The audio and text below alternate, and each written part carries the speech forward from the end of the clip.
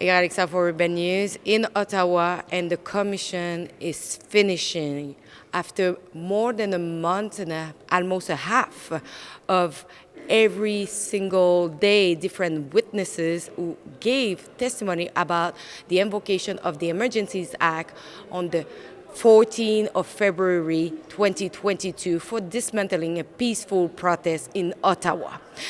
So today it was Justin Trudeau on the last day, and it was pretty shocking what came out of all his testimony. And today I have the chance to have an interview with Keith Wilson, one of the lawyers of the Freedom Convoy, and he expressed what he thinks about today's testimony. Have a look. What do you say, sir, to the suggestion that the decision to invoke the Emergencies Act on February 14th of this year was politically motivated? My motivation was entirely about ensuring the safety of Canadians. My secondary motivation was making sure Canadians continue to have confidence in their institutions and in our society's ability to function and enforce the rule of law when it's not being respected. Politics was not a motivation at all in the invocation of the Emergencies Act. What do you think will come out from this public inquiry? Well, we don't know yet. What I'm hoping will come out is clear criticism of the government.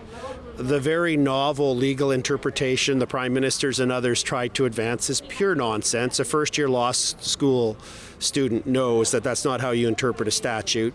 People have testified in this inquiry referencing your widely published comments and calling the unvaccinated racist and misogynist.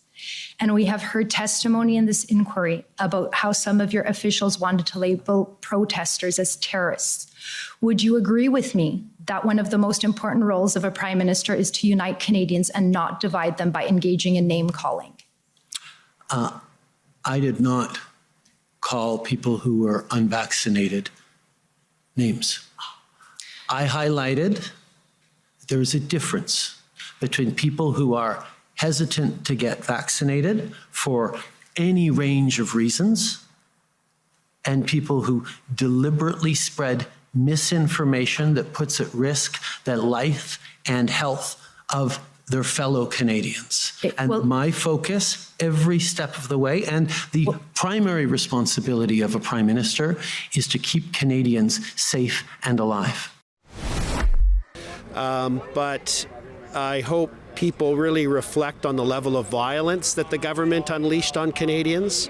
I hope that people understand and recognize the extensive evidence that came out that it wasn't necessary, that the borders were reopened when they invoked the Emergencies Act. We had this arrangement with the Mayor of Ottawa. We'd moved over 100 trucks. We had the rest of the trucks ready. 75% of them were going to go out to Armpar and those other locations so we could shuttle bus the protesters, and 25% consolidated up on Wellington to really put the pressure on the federal government and keep the protests going and keep the pressure on.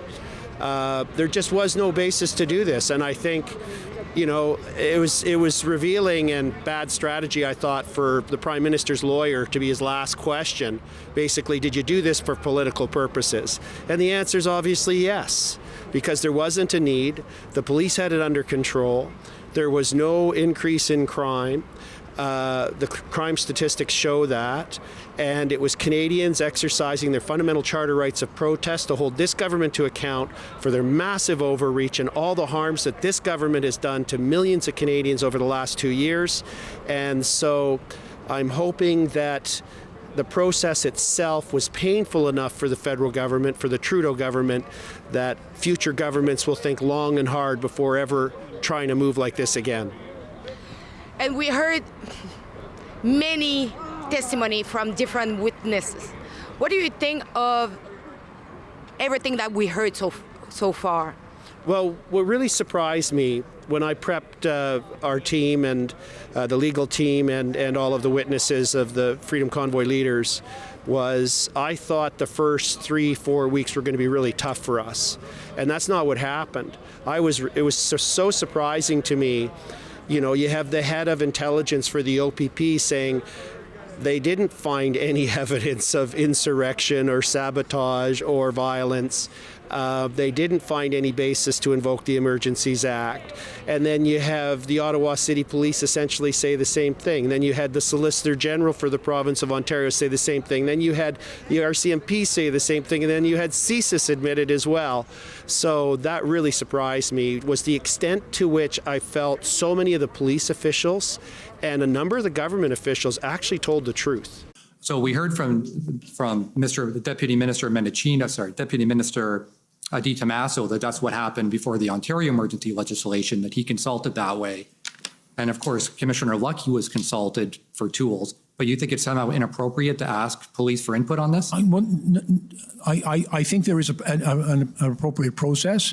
I'm mindful of Commissioner Carrique's reporting responsibility to Deputy Minister Di Tommaso. I'm also well aware of Commissioner Lucky's reporting relationship to Minister Menachino.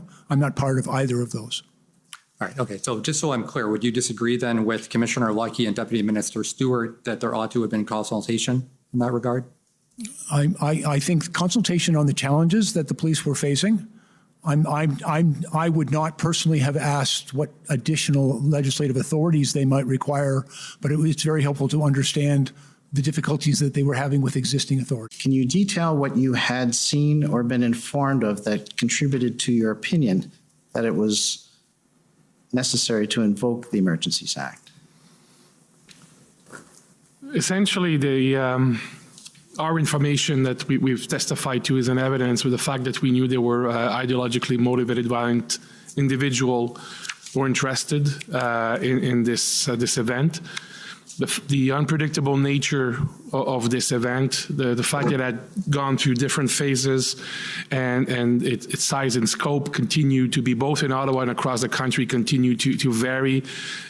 Spontaneous or not so spontaneous events, blockades, and so on.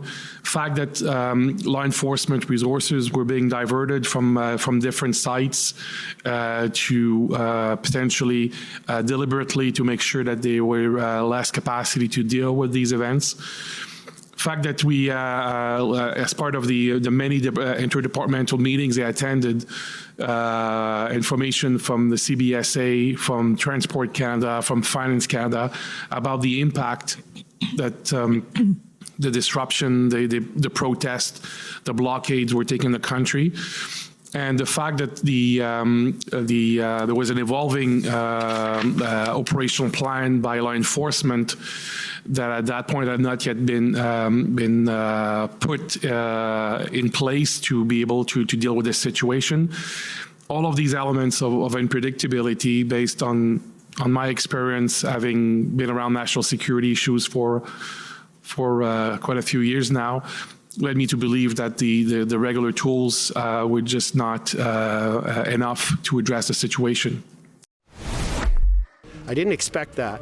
Things didn't start to get really slippery until the politicians got up and started doing their normal politician song and dance. And what was the most shocking moment in all this commission? Wow, most shocking moment. I don't know. I'd have to think about that. Sorry, I don't have a better answer. There were so many, and it's, to be candid, I'm exhausted. You know, Eva Chipiak and I arrived in Ottawa on February 2nd and was on the ground while you were here during the protests. We were here for 20 days until it ended, and then our work just began. We were dealing with the frozen funds, we were dealing with the Attorney General orders, we were dealing with the Mariva order, we were dealing with the class action lawsuit, we were dealing with trying to get Tamara out of jail, we were dealing with the criminal matters, preparing for this inquiry. So it's just been nonstop for us. It's just been every day full on. So we're all a little exhausted, and we're happy we've come to this point today. Thank you so much. Thank you. Same if the Public Order Emergency Commission is finished, you can still go on truckercommission.com. You can really watch our report and the live stream and everything that is related to this commission. I think it's important for you to keep this in mind for the future. So thanks, and if you want to help us, you can chip in generously because we need you to continue our important journalism.